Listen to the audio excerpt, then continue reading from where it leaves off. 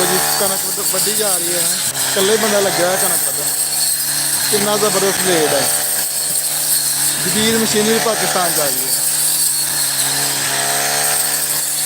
वाह क्या कमाल, जबरदस्त।